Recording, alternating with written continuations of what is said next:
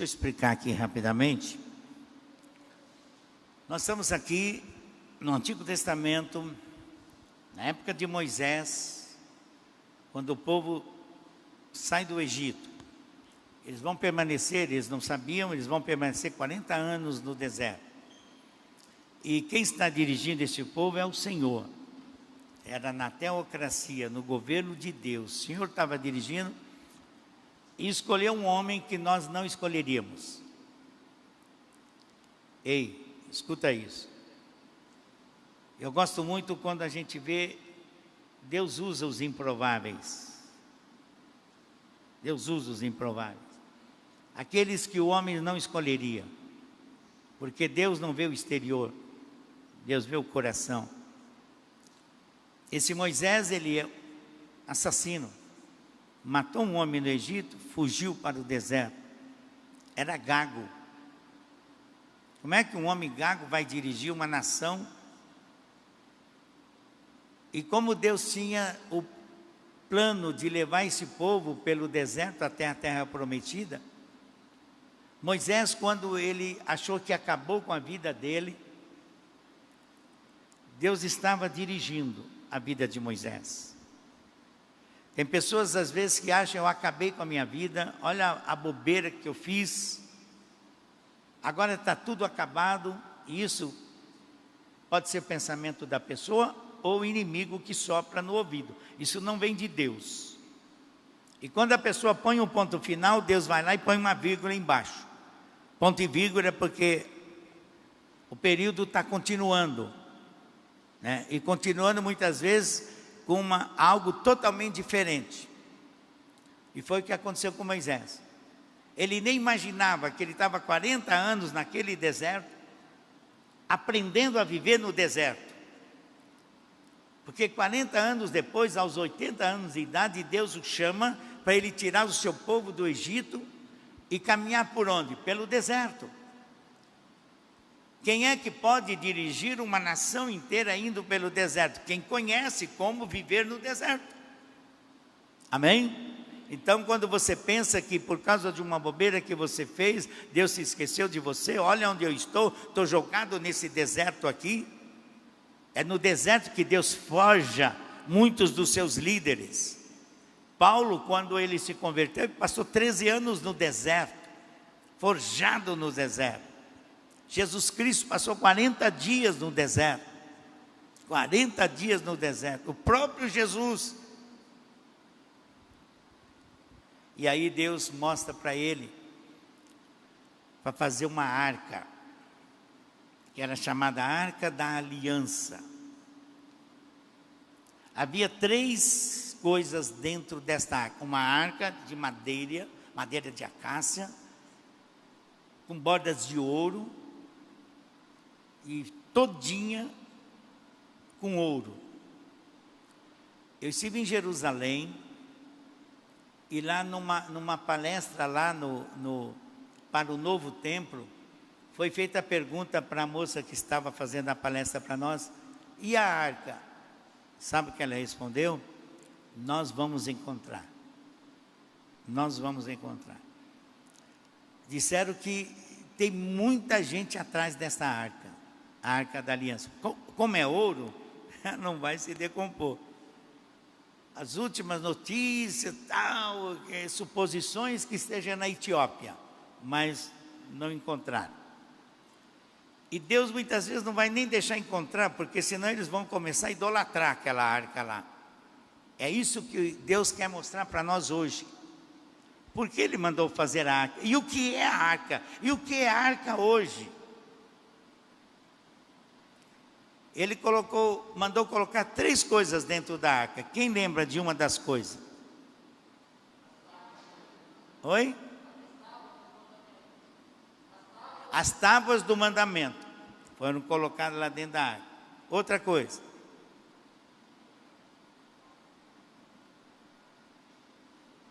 A vara de Arão que floresceu. E outra coisa, um vaso com maná. É o que tinha dentro da arca. E aí o Senhor mandou fazer uma tampa com 2 anjos de ouro com as asas voltadas um para o outro na arca. Eles ficavam assim, um para o outro. E olha o que Deus fala no capítulo 25, versículo 22. Ali, sobre a tampa, no meio dos dois querubins, que se encontram sobre a arca da aliança, eu me encontrarei com você. Em outra versão você pode ter, eu virei a ti. Eu virei a ti. Ali, no meio das asas dos querubins, eu virei a ti. E lhe darei todos os meus mandamentos destinados aos israelitas. A arca da aliança, ela era símbolo da presença de Deus. Amém? Símbolo da presença de Deus. Eu não tenho tempo de ver mais detalhes sobre isso, o tempo não dá. Mas você sabe que uma vez os filisteus roubaram a arca. Eles roubaram a arca. E essa arca foi roubada, mas chegou num lugar lá, começou a dar enfermidade das pessoas, mandaram para outro, ficou na casa de Abinadab. Muito tempo, muitos anos na casa de Abinadab. Não aconteceu nada. Sabe por quê? Que Abinadab deixou a arca lá num canto lá, teia de aranha, pó, não estava nem aí com a arca, não aconteceu nada na casa de Abinadab. Aí Davi tinha muito zelo pelo Senhor, e ele falou, vou buscar a arca para trazer para Jerusalém. Só que quando eles estavam trazendo a arca, eles trouxeram de qualquer jeito. Ei, a presença de Deus não pode se tomar de qualquer jeito. E quando a arca foi roubada, o sumo sacerdote, quando falaram para ele, a arca foi embora, roubaram a arca, ele caiu para trás e morreu. A nora dele estava para ganhar nenê, de tanta dor, nasceu nenê, e deram o nome de Icabô. Icabô quer dizer, a glória do Senhor se foi. Aí Davi, quando estava trazendo a arca, eles trouxeram de qualquer jeito, e a arca foi caindo. Então os filhos do sumo sacerdote levaram a mão na arca, foram fulminados na hora. Aí Davi falou, o que nós vamos fazer agora? Ele tinha que deixar a arca em algum lugar para preparar o povo, para levar de uma maneira digna. E aí encontraram um homem na beira da estrada, que morava na beira da estrada, num estado arrasado, mulher estéril, não dava nada ali no pedacinho de terra dele, os animais não davam cria. Só que quando a arca chegou na casa dele, uma casa simples, eu creio até que seria uma casa de chão, sem piso, de terra mesmo. Mas ele pegou essa arca e colocou na sala, no centro da sua casa. E ali todos os dias eles adoravam ao Senhor. Eles renderam glórias à presença de Deus, porque a arca simbolizava a presença do Senhor, a presença de Deus. E o que aconteceu? Quando Davi veio buscar a arca, ele falou, não, eu não quero, eu quero estar perto dela. Eu quero estar perto dela. Davi então levou a família toda para Jerusalém. E ele se tornou o guardião do templo. A arca ficava no templo e ele era o guardião. E a família toda trabalhando no templo. Que ele queria ficar perto da presença de Deus. Tem um hino nosso que fala assim, quem já pisou, quem já morou no Santo dos Santos, em outro lugar não sabe viver. E o Santo dos Santos, no templo, era onde ficava a arca. E ali ninguém podia entrar, só o sumo sacerdote uma vez por ano. E o cordeiro era morto, os sacerdotes dos judeus colocavam a mão sobre o cordeiro e confessavam o pecado de toda a nação. E aí o cordeiro era morto, era imolado lá no altar do sacrifício. E o sumo sacerdote pegava o sangue daquele cordeiro. Aqui havia o véu que separava. No lugar que estão os bancos, seria o lugar santo, só os sacerdotes podiam entrar, o povo tinha que ficar lá fora.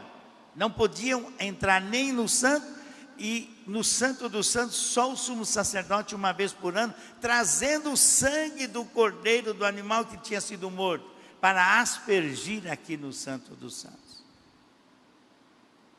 Só que, entenda bem, esta arca de ouro continha essas 3 peças dentro dela, apenas apontava lá para frente. E quando viesse a realização daquilo que ela estava apontando, ela perderia o seu significado, o seu valor. Porque aquele que veio já consumiu tudo o que aquela arca representava. O que aquela arca representava. Se você vir hoje alguém pegando uma arca de madeira e levando para casa e colocar lá em algum lugar da sala, nós não podemos julgar as pessoas, porque eu não consigo ver a intenção da pessoa. Eu não consigo saber qual é a intenção da pessoa. É por isso que o juízo só pertence a Deus. Quando um juiz vai julgar uma causa, por que é demorado? Porque ele fala, eu não posso errar. E tem que ver uma maneira e outra, como até que ele possa dar uma sentença. Mesmo assim, de vez em quando a gente ouve aí sentenças erradas, pessoas injustiçadas. Então eu não posso julgar alguém que pegou uma arca, que comprou uma arca, levou para casa, porque eu não sei a intenção dele. Mas o que Deus está mostrando para nós aqui hoje, que hoje a arca, como ela era e o que ela simbolizava, não existe mais. Não existe mais. Abra sua Bíblia em João capítulo 14, Evangelho de João, capítulo 14.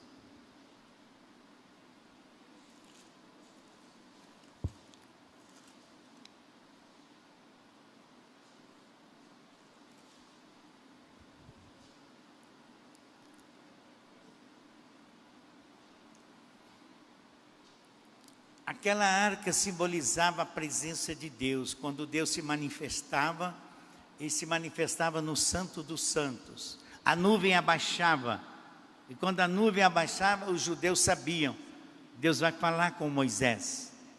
E é o que ele disse, ali, no meio das asas dos querubins, eu vou falar com você, eu vou me manifestar a você.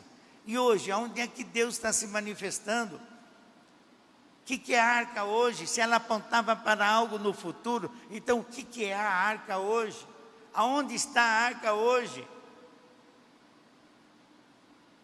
E a palavra de Deus vai nos mostrar algumas dicas para que a gente possa entrar na arca, encontrar a arca e permanecer na arca.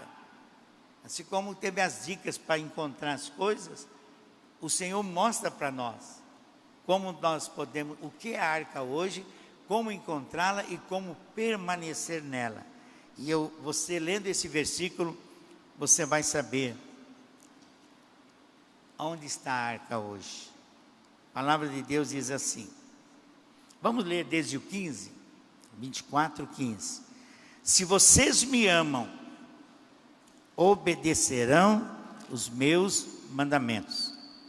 E eu pedirei ao Pai, e Ele lhes dará outro Consolador, para estar com vocês para sempre. O Espírito da verdade. O mundo não pode recebê-lo, porque não o vê, nem o conhece. Mas vocês o conhecem, pois ele, escuta isso, vive com vocês e estará em vocês. Ele estará em você. Quem é a arca hoje? Quando estava apontando a arca, era o símbolo da morada de Deus. E pergunta para uma criancinha que está sendo ensinada pelos pais sobre a palavra de Deus, onde é que está Jesus? Ele vai falar, no meu tolação. No meu tolação. E é isto mesmo. A arca hoje, o Senhor falou aqui, o Espírito Santo, que é a autoridade máxima na terra hoje, é o Deus conosco. Jesus falou, mas eu vou enviar o Espírito Santo. Ele está em vocês. Se está em, é porque está dentro. Nós somos a arca. Nós somos a arca.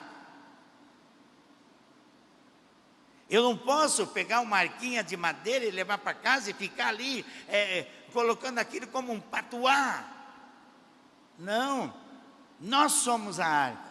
Agora, se você quer ter uma arquinha lá para sempre lembrar, olha, eu sou a arca, olha, eu sou, aí tudo bem, aí é a intenção. Então não podemos julgar ninguém, porque nós não sabemos a intenção da pessoa. Mas fazer daquilo ali um objeto de adoração é idolatria. E a idolatria, o melhor lugar é no fogo. O melhor lugar é no fogo. Salmo 51, versículo 11. Vamos lá? Salmo 51, 11. Salmista Davi. Esse Davi é muito gostoso estudar a vida desse Davi. Davi 51, esse Salmo 51, ele fez quando o profeta Natã foi falar com ele, e ele foi, o Espírito Santo mostrou para ele que ele estava em pecado.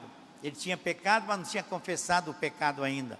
2 anos depois, e tem salmo que ele fala, eu fazia nadar a minha cama. Aí ele escreve esse Salmo 51 em arrependimento. Em arrependimento. E no versículo 11, olha só o que ele fala no versículo de número 11. Não me expulses da tua presença, nem tires de mim o teu Santo Espírito. Não me lances fora da tua presença. Arca é presença de Deus. Não retires de mim o teu Espírito Santo. Não retires de mim o teu Espírito Santo. O Espírito Santo, ele pode ser entristecido com os nossos pecados, a nossa cabeça dura.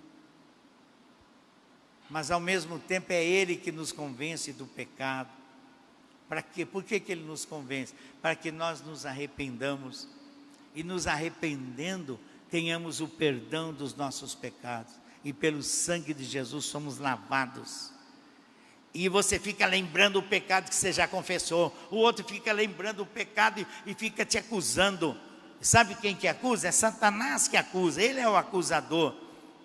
Mas a palavra de Deus fala assim: eu lanço os teus pecados no fundo do mar.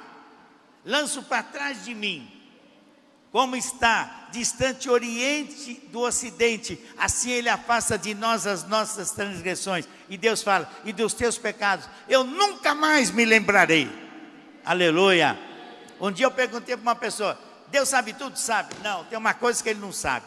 Isso é heresia, pastor. Então a heresia está na Bíblia. O Senhor falou que nunca mais vai se lembrar do nosso pecado confessado. E se Ele não lembra, Ele não sabe. Nós é que ficamos aí, ai meu Deus, às vezes confessa o pecado 10, 15, 20, 30 vezes. Sabe por quê? Porque não se arrependeu. Ele não se arrependeu ainda, genuinamente. E outra, pediu perdão a Deus, acabou. Alguém veio falar, o problema é teu. Essa função aí eu sei de quem que é. Eu sei de quem é. Eu estou perdoado. Mas eu não estou sentindo, não tem que sentir, irmão, tem que crer. Não tem que sentir. Não tem que crer. Quando nós estávamos em Osasco, a minha esposa era zeladora da igreja, nós morávamos no fundo da igreja de Osasco, em 2 cômodos, e tinha um irmãozinho lá na igreja, ele devia ter algum problema, porque ele não tomava banho, e as pessoas não queriam falar isso para ele, e aí chegaram para mim e falaram: ô irmão Cláudio, fala para ele você. Eu falei: eu? Puxa, coisa chata, né? Eu falei: mas você está sempre conversando com ele, ele gosta muito de você. Eu falei: tá bom. Aí eu fiquei orando: Senhor, como é que eu vou falar para o irmão? Ele vai ficar meu inimigo. Acho que ele vai mandar eu tomar banho, né? Vai tomar banho, né? Aí um dia eu peguei ele de jeito, fui com jeito e tal, e falei. Aí ele respondeu assim para mim: não, irmão Cláudio, é que eu não sinto de tomar banho. Eu tenho que sentir no coração para tomar banho. Aí eu falei para ele: irmão, você tem que sentir no nariz para tomar banho, não é no coração. Aí expliquei para ele que nosso corpo é templo do Espírito Santo, devemos... tá bom. E aí, para ajudar um pouco, eu dei um perfuminho para ele. Eu falei: mas não vai tomar perfume e não tomar banho, não passa perfume sem tomar banho, a coisa fica pior. Aí no outro dia de culto ele chegou assim: você falou com ele? O cara está perfumado. Tá vendo? Glória a Deus, né? Glória a Deus. Amém? O Espírito Santo que nos convence.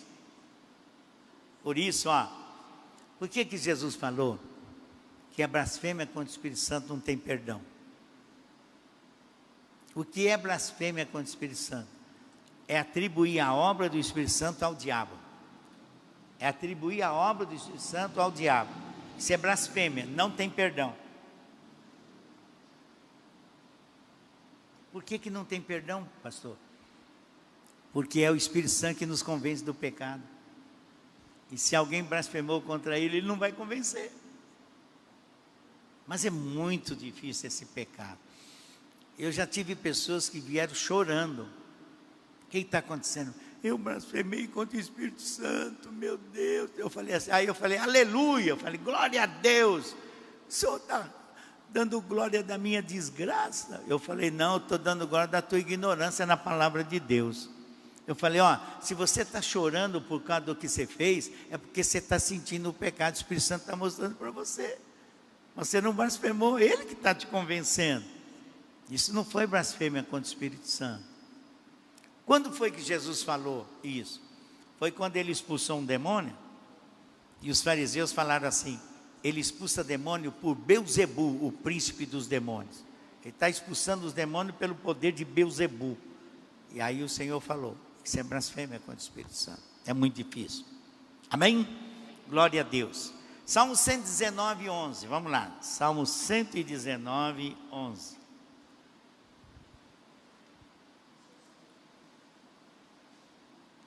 Tem alguém que sabe de cor o Salmo 119? Alguns versículos, né?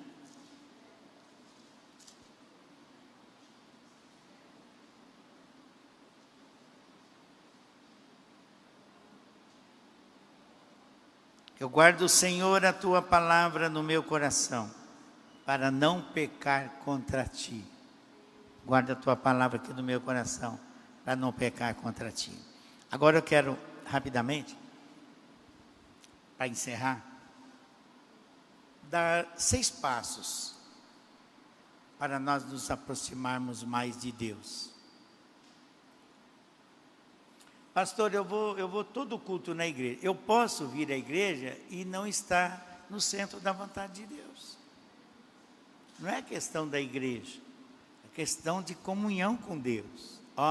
Presta atenção, toma muito cuidado nessa pandemia.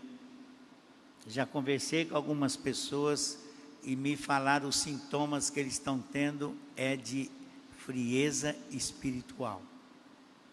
Frieza espiritual. A tendência às vezes é ficar se distanciando.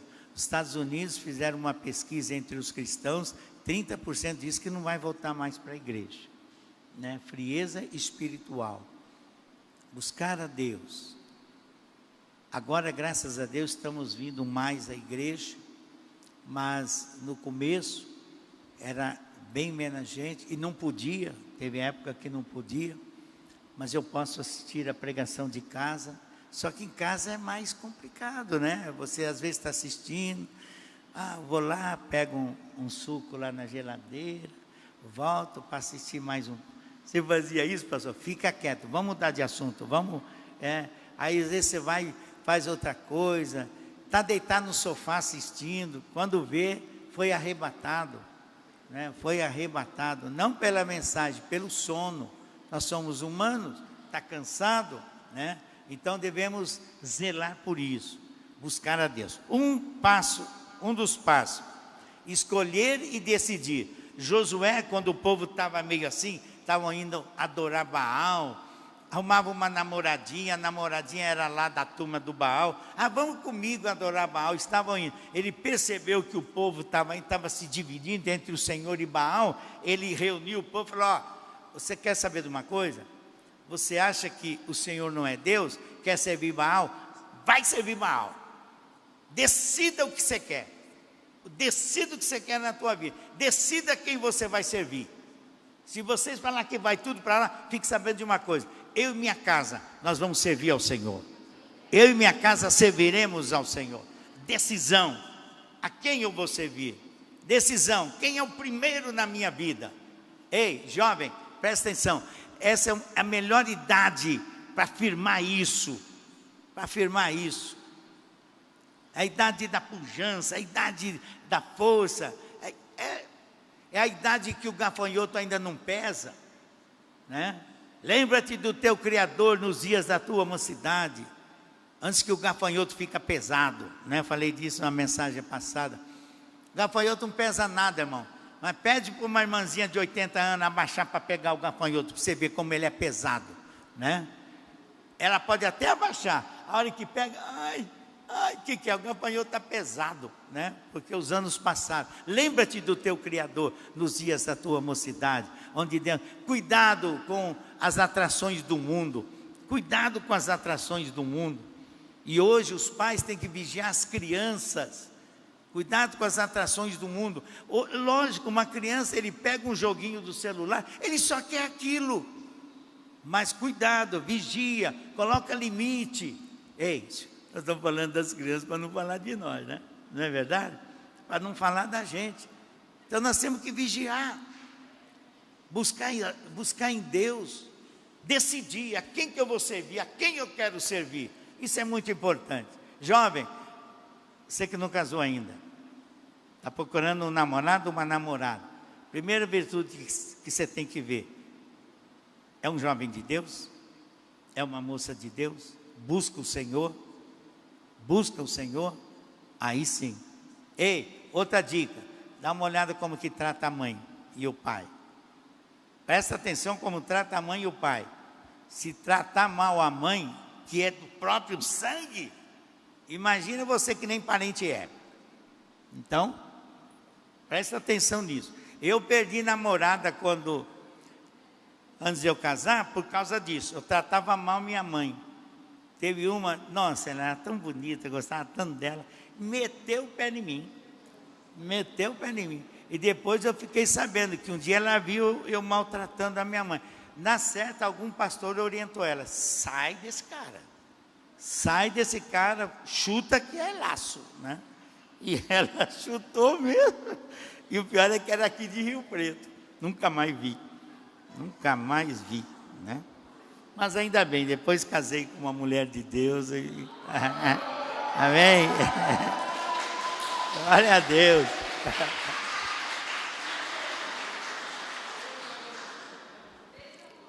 Segundo, acho que ela está escutando.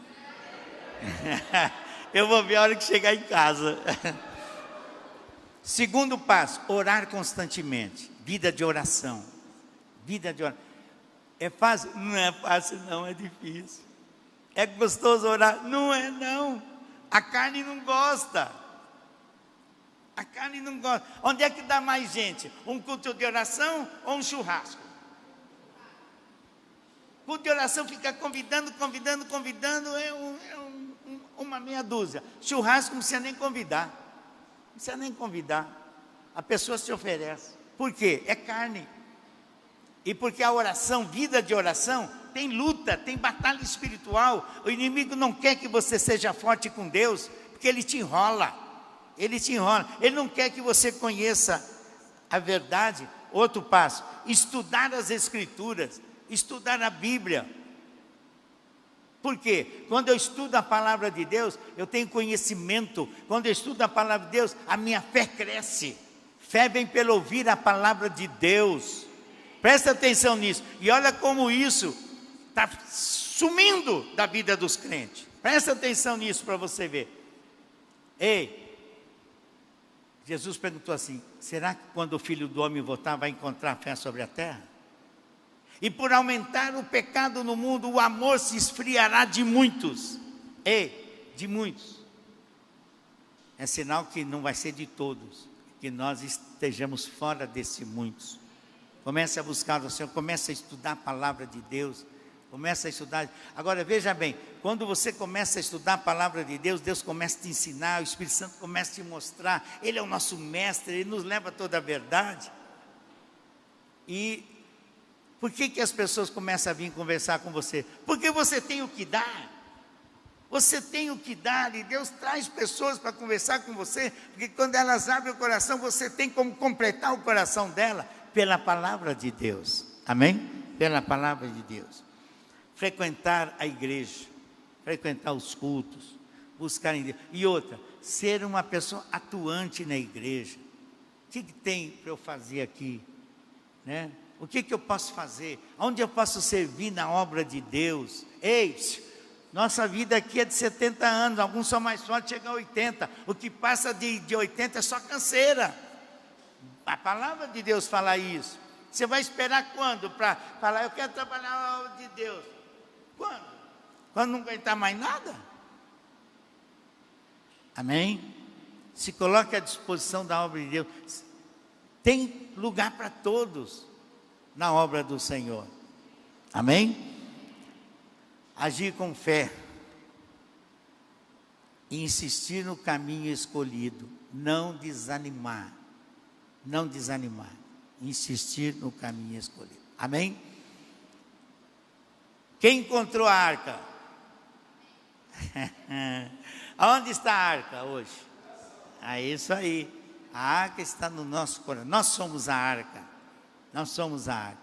Encontrando a arca perdida. Amém? Por que os judeus estão procurando? Porque eles não aceitaram Jesus. Eles não aceitaram Jesus. Os muçulmanos devem estar procurando outra coisa, porque eles não aceitam Jesus como Senhor, como Salvador.